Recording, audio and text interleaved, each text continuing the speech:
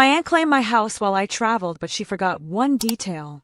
My aunt held an estate sale in my grandmother's living room while I was still 11 time zones away, standing on a half-finished bridge in Chile with dust in my hair and no idea my grandmother had already been buried.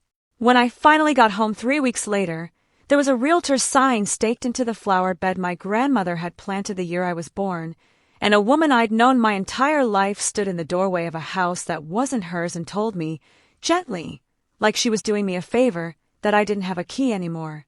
She had the boxes packed. She had a buyer lined up. She had a notarized deed with my grandmother's signature on it, dated 8 days before my grandmother died.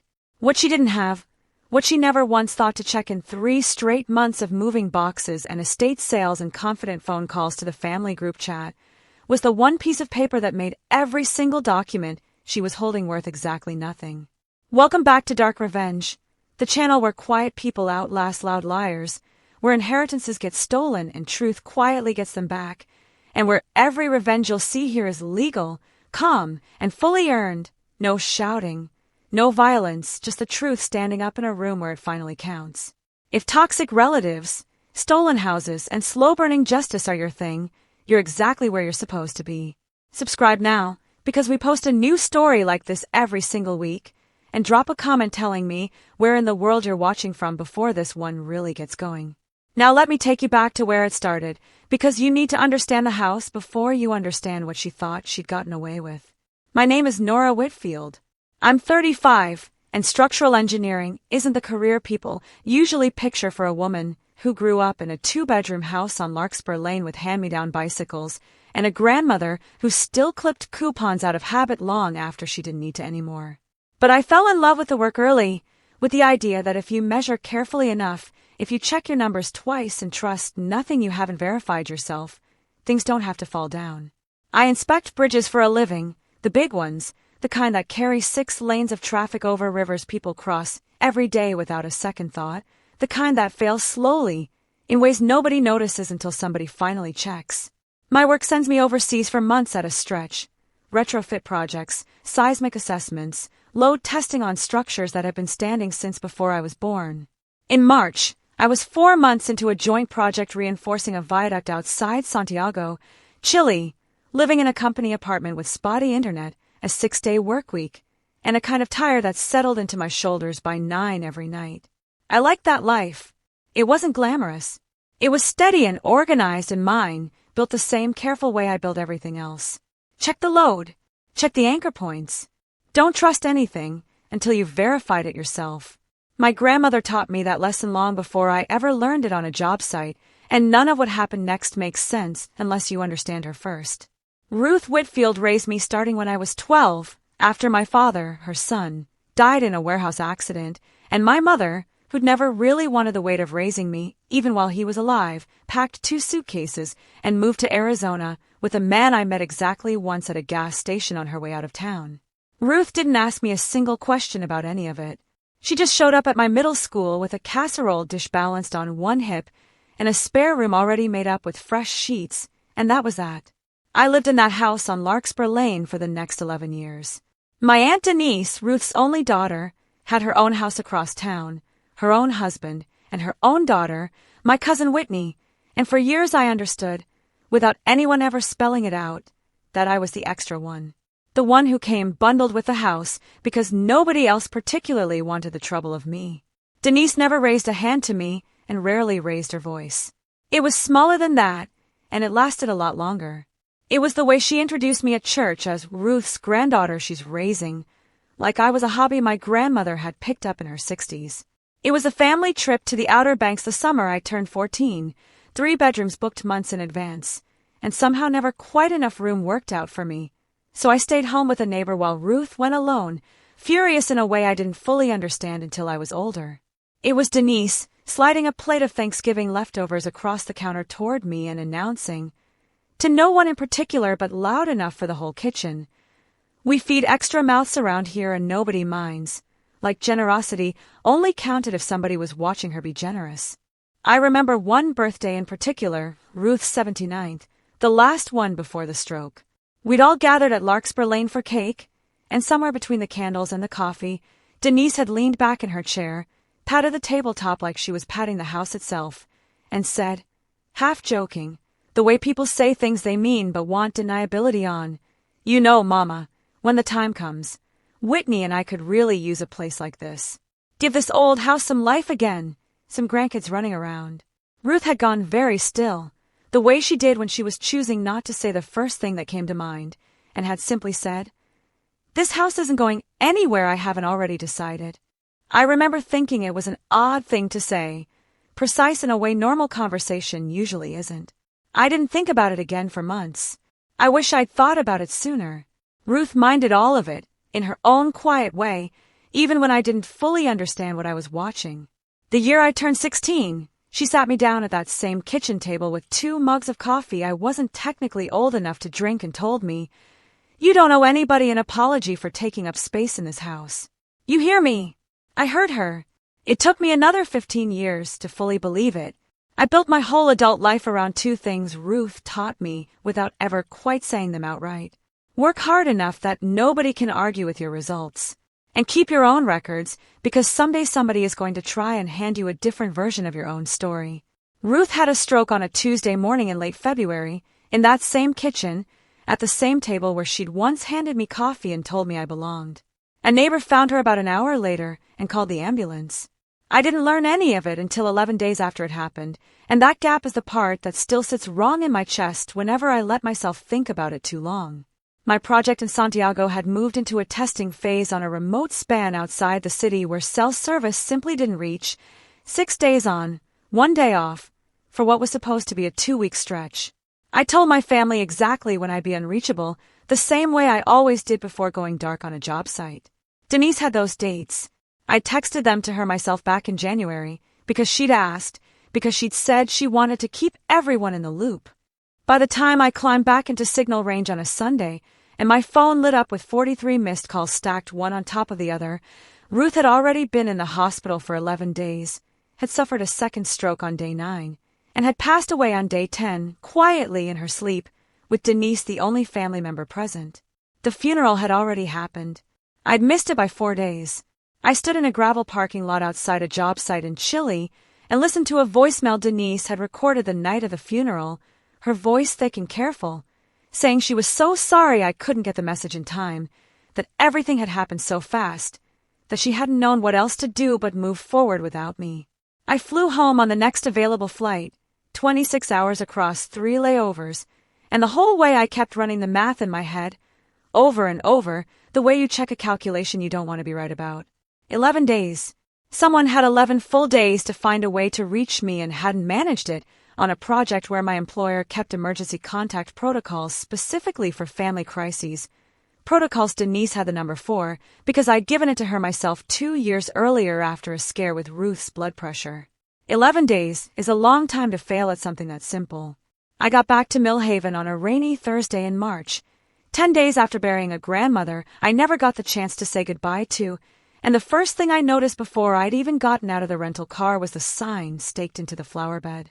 For sale, a local agency's logo across the top, driven directly into the bed of tulips Ruth had planted the spring I first came to live with her, the same bed she'd replanted every October without fail for 23 straight years. Denise met me at the door instead of letting me inside. She stood in the frame with her arms crossed, her expression arranged into something like sympathy, and told me, gently, like she was breaking difficult news to someone who'd wandered in off the street, that she understood this was hard, that she knew I was grieving, but that Ruth's affairs were already being handled, and that under the circumstances, her exact words, under the circumstances, it just made more sense for her to manage the house going forward. When I asked what circumstances, she said, "Nora, you weren't here."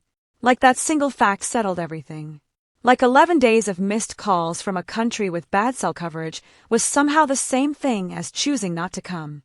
I didn't argue with her on the porch that day. That's not how I operate, and honestly, I was too raw and too tired to trust my own voice in that moment. But I noticed things, the way I've been trained to notice things.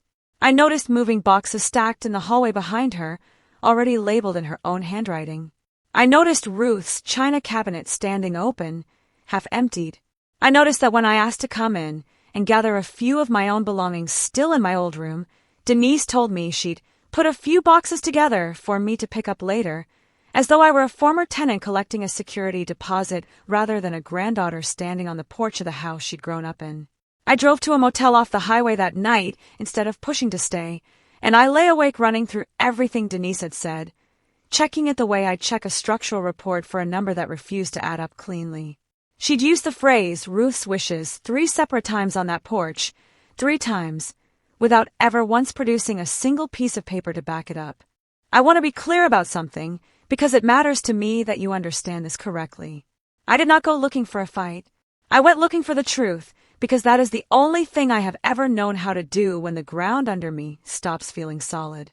The next morning, from the motel parking lot with a paper cup of gas station coffee going cold in the cup holder, I called Ruth's longtime attorney, a soft-spoken man named Harold Pruitt who'd handled her affairs since long before I was born, and I asked him plainly whether Ruth had left a will.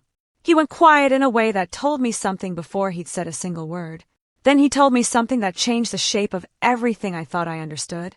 5 years earlier, in the spring after my father's estate had finally finished settling, Ruth had come into his office and restructured her affairs completely. She placed the house on Larkspur Lane. Along with the modest savings she built over 4 decades of clipping coupons she didn't need to clip, into an irrevocable trust. Nora Whitfield, sole beneficiary, an independent trustee, a colleague of Harold's named Priya Anand, appointed specifically because Ruth had told him in his words, "I don't want this getting messy with family." I sat in that motel parking lot with the phone pressed hard against my ear and felt something in my chest come loose for the first time in 10 days. Ruth had protected this 5 years ago, quietly, without telling a soul, the exact way she did everything. "Does my aunt know about the trust?" I asked him. "She was never told the details," Harold said. Ruth was very specific about that, which meant whatever Denise believed she was holding, whatever piece of paper had convinced her she now owned a house full of moving boxes with a sale sign staked in the yard, it wasn't the trust. It was something else entirely. And I needed to know exactly what it was. There was one more thing, something small that had been sitting in the back of my mind since Harold's call, and once I let myself think about it, I couldn't stop. Years earlier, the same spring Harold was describing, Ruth had handed me a sealed manila envelope at the kitchen table, out of nowhere, no explanation attached. "Put this somewhere safe," she'd said. "You probably won't need it for a long time, and that's fine. Just don't lose it." I tucked it into a lockbox in my apartment and, honestly, mostly forgotten it existed. I drove 3 hours to my own place that same afternoon, pulled the box down from the closet shelf, and opened it for the first time in 5 years. Inside was a copy of the trust certification, Harold's business card paper clipped to the front page, and a short note in Ruth's handwriting that read, "If you're reading this, someone probably tried to tell you a different story about what's yours. Don't argue with them. Just show them this." I sat on my apartment floor and cried for the first time since I'd gotten a voicemail in Chile, not out of grief exactly, but because even 5 years dead in the ground of my own denial, Ruth had still been 3 steps ahead of the people who underestimated her. I spent the next 2 weeks doing what I do for a living. I gathered documentation. I pulled the county property records online and found it within the hour, a quitclaim deed recorded 8 days before Ruth's death, transferring the Larkspur Lane property from Ruth Whitfield to Denise Whitfield Cole, notarized by a woman named Carla Jessup, 8 days before Ruth died, which meant, if the deed was genuine, Ruth had signed away her house 3 days after her first stroke, while she was, according to hospital records I later obtained through Harold, nonverbal and unable to hold a pen without assistance. I hired a document examiner named Frank Ostrowski, a retired forensic analyst Harold had worked with before, and sent him a copy of the deed along with 20 years of Ruth's greeting cards and grocery lists I'd kept in a shoebox in my old bedroom, genuine samples of her signature, shaky in later years, but consistent in its shape and rhythm the way a real signature always is. Frank called me back 4 days later and told me, in the careful, deliberate language people use when they know a claim will eventually sit in front of a judge, that the signature on the deed showed significant inconsistencies with the exemplars provided, and that in his professional opinion, it did not match Ruth Whitfield's authentic hand. I didn't say a word of this to Denise. Not yet. I kept building my file, the way Ruth taught me to build anything worth trusting, And I waited for the right moment, the same patient way I'd wait for a load test to finish running before I trusted the number it gave me. While I was quietly assembling the truth, Denise was not being quiet at all. She held an estate sale in Ruth's living room on a Saturday in early April. I heard about it from a neighbor, not from her, and sold off pieces of furniture I'd grown up around, Ruth's sewing table, the rocking chair from the back porch, for cash to strangers who parked their trucks on the same lawn where I'd learned to ride a bike at age 9. She told the extended family, at a cousin's baby shower I wasn't invited to, that Ruth had made her wishes very clear before the stroke, that the house was always meant to come to her since she was the one who'd actually been there for their mother, and that I'd apparently decided a bridge in another country was more important than my own grandmother. My cousin Whitney told me all of this 2 weeks later in a text message sent at 11 at night with the caption, "I don't think this is right, and I'm scared to say anything." Whitney had always been quieter than her mother, and kinder than I think Denise ever gave her credit for. She started sending me things, photographs of moving boxes stacked in the hallway, a real estate agent's business card left on the kitchen counter, a screenshot of a family group chat where Denise had written that Nora forfeited her share, and that everyone should please stop asking her about it, it's decided. Then Denise listed the house for sale, actively, with showings scheduled within the week, and told a buyer's agent, according to listing paperwork I later obtained, that she held clear title as sole owner of the property. If you've ever had a family member decide the truth was simply whatever was most convenient for them, you already understand exactly the kind of quiet, cold anger I'm describing right now. I'm not going to tell you yet what happened at the closing table, but I promise you it's coming, and it's worth every second of the wait. If you want more stories exactly like this one, hit subscribe now, because Dark Revenge posts a brand new one every single week. Stolen inheritances, toxic in-laws, quiet people who finally stop staying quiet. Drop a comment and tell me what you would have done in my position by this point in the story. Now back to the house on Larkspur Lane, because it's about to get worse before it gets better. Whitney kept talking to me, carefully, in the weeks that followed, and every conversation handed me one more piece of a picture I hadn't fully seen yet. She told me the notary, Carla Jessup, wasn't a stranger. She was a woman from Denise's book club, someone Denise had known socially for close to 20 years, not a notary Ruth had ever used in her life. I called Carla myself, recorded the call with her full knowledge and consent, since North Carolina law allows that, and asked her plainly whether she remembered notarizing a deed for Ruth Whitfield back in February.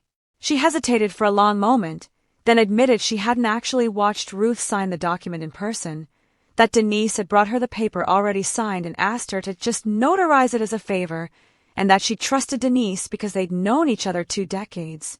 That is not how notarization is supposed to work, and Carla, to her credit, sounded genuinely sick when she said it out loud to me. Whitney also told me something that explained a great deal about why her mother had moved so fast. Denise's husband's flooring business had quietly folded the year before, and Denise had been carrying credit card debt she'd hidden from most of the family, debt large enough that a mortgage-free house sold quickly could have wiped it clean in a single closing. I didn't need that piece to prove anything in a legal sense, but I understood it. It's rarely cruelty alone that drives someone to do something like this. More often it's fear, dressed up as entitlement, moving fast enough that it never has to look too closely at itself in the mirror.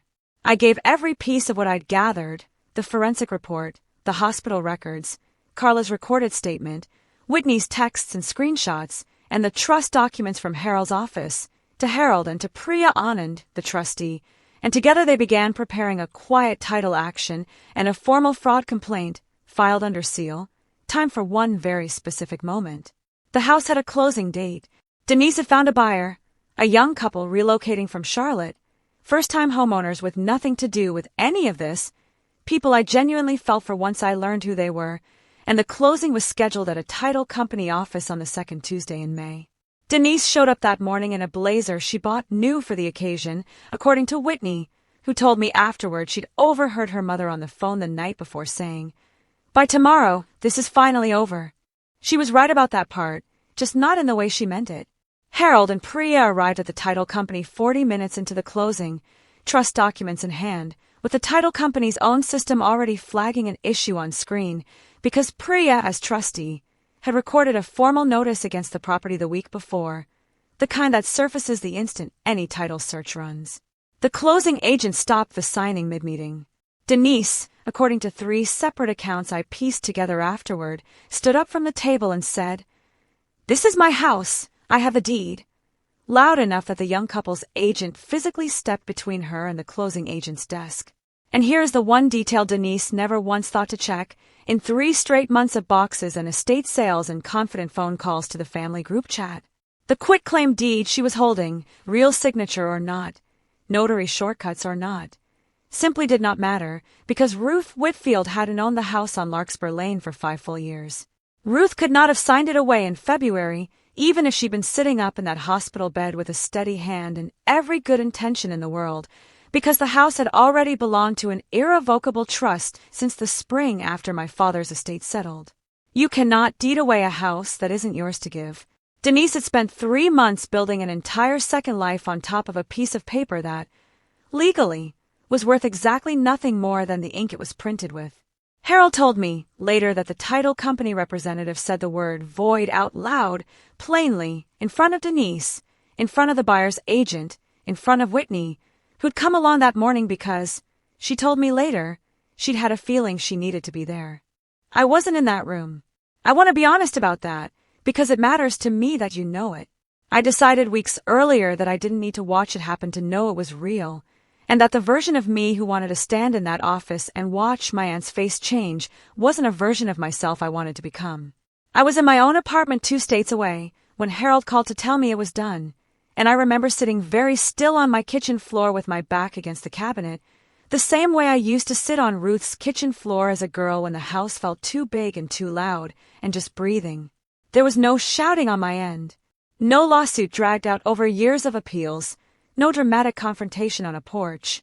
The quiet title action confirmed, within 6 weeks, that the property had always belonged to the trust and that I, as sole beneficiary, held clear and undisputed interest in it.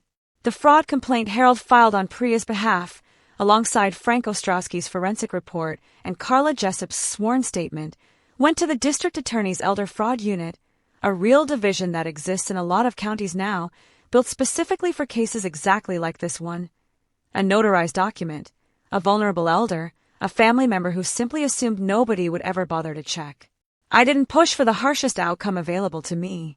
I gave the DA's office everything I had and let the process work the way it's built to work. Denise was charged with forgery and attempted fraud. She avoided prison through a plea agreement that included full restitution and 5 years of probation. And I didn't fight that outcome, because by then the thing I'd actually wanted, the truth, standing up in the open where everyone could finally see it, had already happened. The deposit the young couple had put down was returned to them in full, and I later heard through Whitney that they'd found a different house across town within the month, which I was genuinely glad to hear. The listing came down. The trust, through Priya, formally confirmed my ownership, and 6 months after I'd stood on that porch and heard my own aunt tell me I no longer had a key, I had a new one cut, for a lock nobody had ever bothered to change because nobody had ever truly expected me to come back and use it. Whitney and I are close now, closer than we ever were growing up, which is its own strange gift out of all of this. She's told people, when they ask her about it at all, that she didn't know the full truth until it was already unraveling in front of her, and I believe her completely, because I watched her choose, in small, careful texts sent at 11 at night, to tell me the truth, even when it meant going against her own mother. She comes by the house sometimes now, and we sit out on the back porch where Ruth used to sit with her coffee every morning, and neither of us brings up Denise unless we absolutely have to. I don't know exactly where Denise is living these days.